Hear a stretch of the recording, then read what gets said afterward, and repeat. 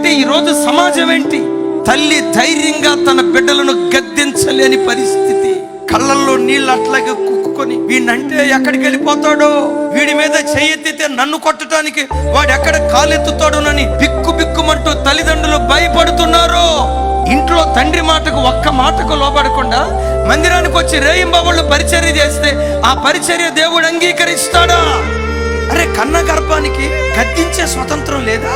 రెక్కల ముక్కలు చేసుకొని కష్టపడుతున్నారే, చెమటోడ్చి మట్టి పని చేసి చిరిగిపోయిన బట్టలు వేసుకొని, మాస్కులు వేసుకొని, బనియన్ వేసుకొని, వాళ్ళ రక్తాన్ని చెమట రూపంలో దారపోసి కార్పొరేట్ స్కూల్లో చదివించారే, కార్పొరేట్ కాలేజీలో చదివించారే. ఓ యవన కుమారుడా, ఒక్క మాట అంటే తండ్రి మీద యవన బిడ్డలారా, దేవునికి కావాల్సింది నీ పరిచర్య కాదు, ముందు నీవు దేవునికి కావాలి.